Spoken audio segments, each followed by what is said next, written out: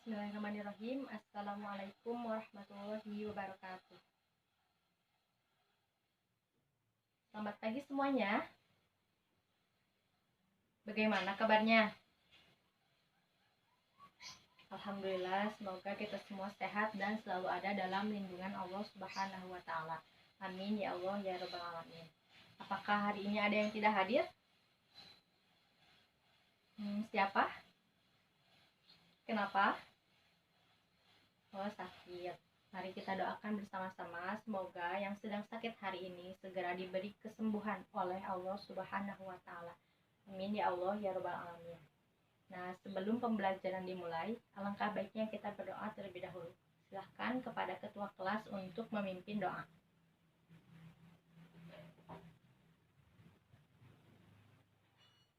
Amin. Alhamdulillah, doa telah selesai. Nah, dalam pertemuan kali ini kita akan membahas mengenai Asmaul Husna. Sebelumnya ada yang tahu apa arti dari Asmaul Husna? Ya, silahkan. Ya, betul sekali. Yang lain? Ya, betul. Nah, untuk lebih jelasnya mari kita bahas bersama-sama. Silahkan boleh dilihat ke depan.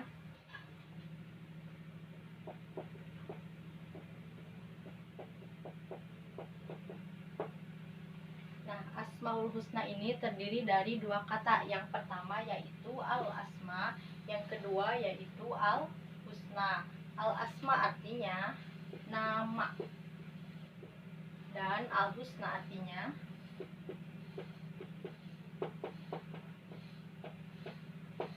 baik atau indah. Jadi dapat disimpulkan Asmaul Husna artinya nama-nama yang baik atau indah. Nah, nama-nama siapa?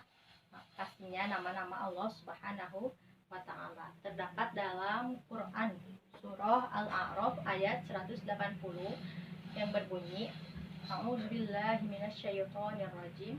Bismillahirrahmanirrahim. Walillahi asmaul husna fad'uhu biha. Hanya milik Allah Asmaul Husna, maka bermohonlah kepadanya dengan menyebut Asmaul Husna itu. Nah, sudah jelas dalam ayat tersebut dijelaskan bahwa Asmaul Husna ini hanya milik Allah, tidak ada yang memilikinya selain Allah. Nah, jumlah Asmaul Husna ini ada berapa? Siapa yang tahu? Ya, berapa? Betul sekali. Jumlah Asmaul Husna ini ada 99.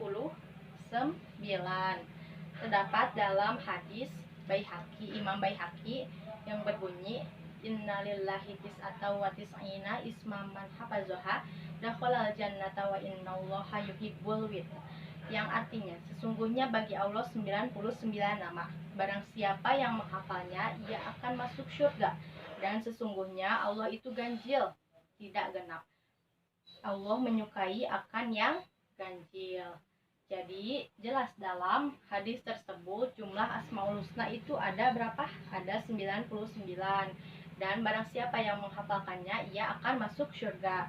Nah, di sini apakah ada yang sudah hafal Asmaul Husna? Alhamdulillah banyak sekali ya. Semoga dengan hafalnya Asmaul Husna ini menjadikan jalan kita, salah satu jalan kita agar kita dapat masuk surga.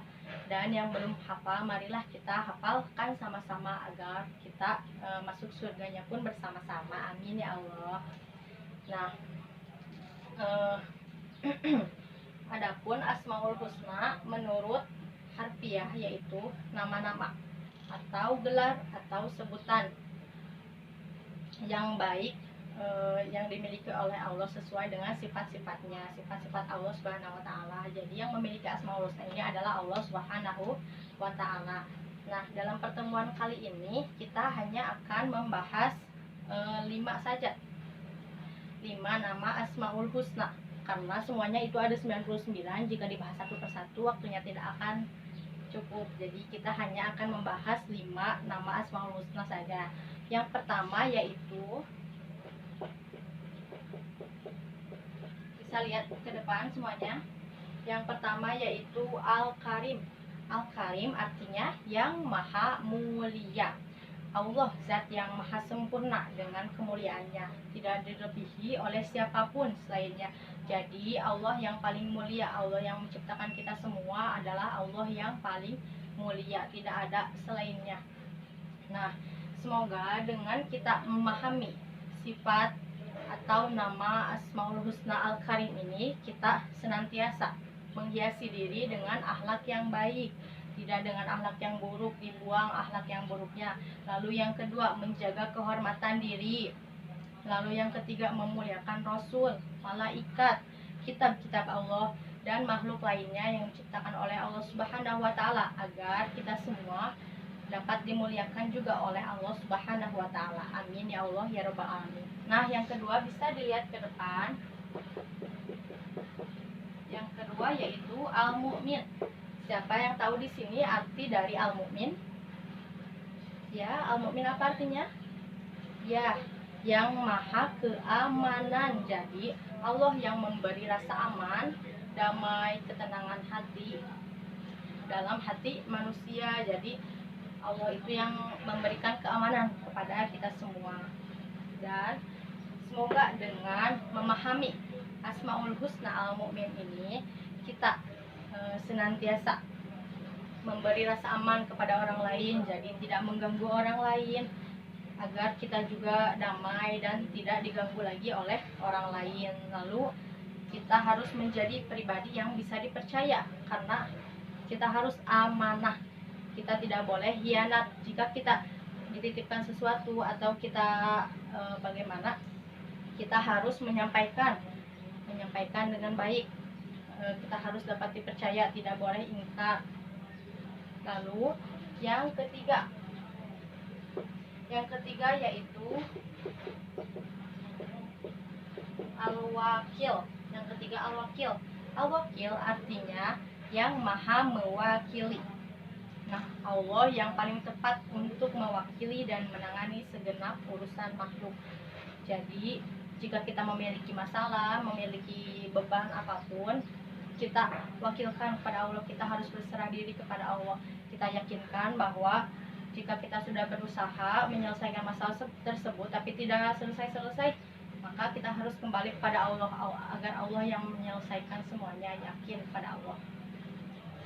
Nah, dengan memahami sifat al-wakil ini, kita harus senantiasa berserah diri kepada Allah, yaitu bertawakal kepada Allah. Lalu ada lagi, kita harus senantiasa bersyukur kepada Allah atas segala yang telah Allah berikan. Allah itu yang maha baik pokoknya, yang maha pemberi keamanan, yang maha pemberi ketenangan hati. Jika kita sedang dilanda masalah, banyak sekali hati kita gelisah, hati kita tidak tenang, kita harus kembalikan semuanya kepada Allah Subhanahu wa Ta'ala.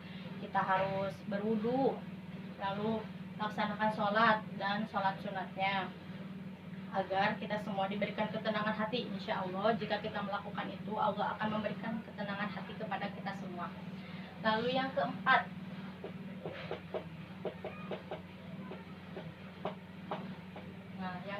itu ada Al-Wahhab. Al-Wahhab artinya yang maha pemberi. Nah, Allah itu selalu memberikan kepada kita walaupun kita tidak meminta, walaupun kita acuh, kita bagaimana, tetapi Allah selalu memberi. Misalnya nih, mata digunakan untuk melihat, dirizkikan oleh Allah untuk melihat. Jadi emang dari dulu kita pernah meminta kepada Allah, Allah aku pengen melihat, enggak kan? Jadi Allah itu yang paling maha pemberi. Nah, semoga dengan memahami Asmaul Husna Al-Wahhab ini, kita senantiasa memberi pada orang-orang yang membutuhkan. Jika kita memiliki rezeki lebih, maka kita harus sumbangkan atau kita harus sedekahkan sebagian harta kita kepada orang yang membutuhkan, agar berkah dan tentunya bermanfaat juga bagi orang lain.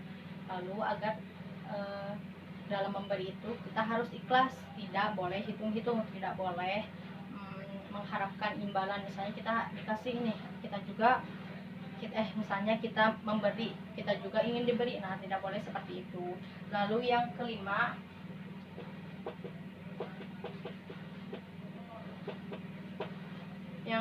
yaitu Al-Raqib. Ar-Raqib artinya yang maha mengawasi.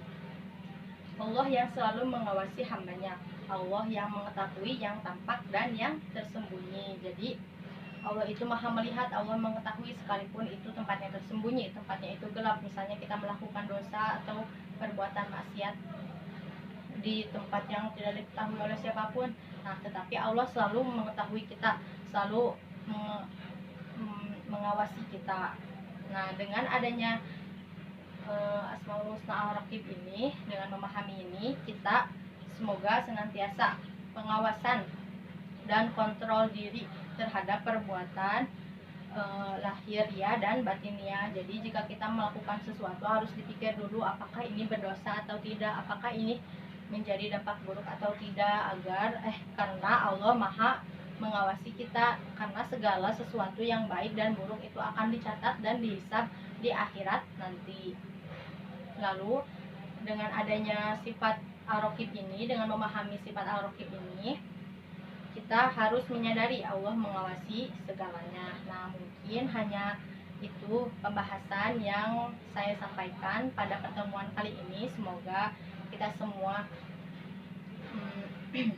dapat mengamalkan ilmu yang telah kita pelajari hari ini, dapat mengamalkan nama-nama Asmaul Husna ini kepada yang belum mengetahuinya. Kita beri ilmunya gitu, kita sama-sama belajar ya. Jadi kesimpulannya yaitu Asmaul Husna adalah nama-nama Allah yang baik atau indah yang berjumlah 99. Kita harus meyakini dan kita harus berusaha agar hafal 99 Asmaul Husna ini, agar kita semua masuk surga seperti yang sudah disebutkan dalam hadis yang diriwayatkan oleh Imam Baihaqi tadi. Nah, alhamdulillah pembelajaran kali ini telah selesai. Semoga kita dapat bisa mengamalkannya dan kita semua selalu yakin kepada Allah, selalu berusaha melakukan yang terbaik untuk Allah. Mungkin hanya itu. Terima kasih. Wassalamualaikum warahmatullahi wabarakatuh.